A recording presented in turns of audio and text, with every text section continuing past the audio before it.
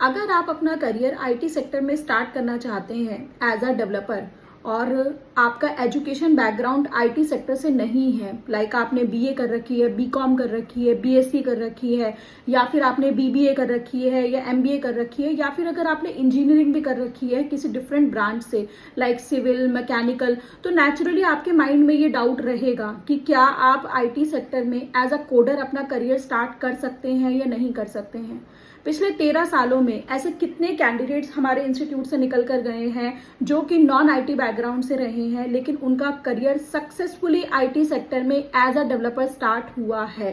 But वो कैसे possible है? अगर आप डेडिकेटली अपनी क्लासेस अटेंड करते हैं और क्लास के बाद 3 से 4 घंटे अगर आप डेडिकेटली कोडिंग की प्रैक्टिस करते हैं तो यस इट इज पॉसिबल कि आपका करियर जो है वो स्टार्ट हो सकता है। अब बहुत सारे स्टूडेंट्स काउंसलिंग के ड्यूरेशन में मुझसे ये डाउट पूछते हैं कि मैम हम नॉन आईटी बैकग्राउंड से हैं, बीए बीकॉम बैकग्राउंड से हैं, तो क्या हम लोगों को जॉब मिलेगी? मैं आपका ये डाउट एक बहुत सिंपल एग्जांपल से क्लियर करना चाहती हूँ। मार्केट में बहुत सारी ऐसी कंपनीज हैं जो कि स्टार्टअप्स हैं या मिडिल लेवल कंपनीज हैं या छोटी कंपनीज हैं जहां पर सिर्फ और सिर्फ आपके स्किल्स मैटर करते हैं, वहां पे आपका एजुकेशन क्राइटेरिया मैटर नहीं करता। तो स्टार्ट करने के लिए मीन्स आपने अपना कोर्स कंप्लीट किया, आपने प्रोजेक्ट पार्ट अपना कंप्लीट किया और अब आप अपना करियर स्टार्ट करना चाहते हैं, तो स्टार्ट करने के लिए इन कंपनीज में आपके लिए बेस्ट ऑप्शन है कि इन कंपनीज में अपने नॉलेज के बेसिस पे आप अपना करियर स्टार्ट कर सकते हैं।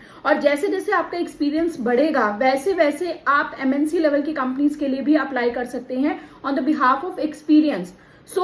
अगर आप अपने करियर को लेके डेडिकेटेड है और अगर आप प्रॉपर टाइम स्पेंड कर सकते हैं then yes it is possible even if you don't have any coding background और if you don't have any IT background. पिछले 13 सालों में ऐसे कितने स्टूडेंट्स हमारे इंस्टीट्यूट से निकल कर गए हैं जो कि बीए बैकग्राउंड से रह चुके हैं, बीकॉम बैकग्राउंड से रह चुके हैं, कुछ ने बीबीए कर रखा था, कुछ बीटेक मैकेनिकल ब्रांच के, कुछ सिविल ब्रांच के स्टूडेंट रह चुके हैं, कुछ बीएससी बैकग्राउंड के स्टूडेंट रह चुके हैं जिन्होंने अपना 100% हमें दिया है और अपना करियर सक्सेसफुली स्टार्ट किया है। हमारे इंस्टीट्यूट में टेकैल्टम में सबसे मेन चीज क्या है कि ऑब्वियसली जब आप नॉन आईटी बैकग्राउंड के होते हैं तो कई बार ऐसा होता है कि एक बारी में जैसे आपने एक बार अपनी क्लासेस अटेंड करी, आपको वो टॉपिक नहीं समझ में आया, तो उस केस में आपको रिवीजन क्लासेस की जरूरत पड़ती है। और टेकैल्टम में आपको ये फैसिलिटी मिलती है कि अगर आपने एक बार कोई टॉपिक पढ़ा, उस टॉपिक पे अगर आपका फुली कमांड नहीं हो पाया तो आप वो क्लासेस दोबारा अटेंड कर सकते हैं। ऐसे कितने स्टूडेंट्स ने अपने रिव्यूज हमारे साथ शेयर किए हैं कि वो अपना करियर इसलिए स्टार्ट कर पाए हैं क्योंकि उनको ये फैसिलिटी यहाँ पे मिली है। और ये पॉसिबल कैसे हो पाया? क्योंकि क्लासेस जो है वो इंस्टीट्यूट के पार्टनर के थ्रू हेल्ड की जाती है, अविनाश मल्होत्रा के थ्रू हेल्ड की जाती है। उनके पास ही अथॉरिटी है अपने स्टूडेंट्स को मल्टीपल टाइम्स बैच ऑफर करने की कि अगर किसी स्टूडेंट का एक बारी में पिकअप नहीं हो पाया है तो वो उन क्लासेस को दोबारा अटेंड कर सकता है। तो जब आपके पास एक प्रॉपर क्लासेस की, एक प्रॉपर प्रैक्टिस करने की और उसके साथ साथ रिवीजन का भी आपके पास ऑप्शन होता है तो it would be easy for you. और रहा सवाल प्लेसमेंट के लिए,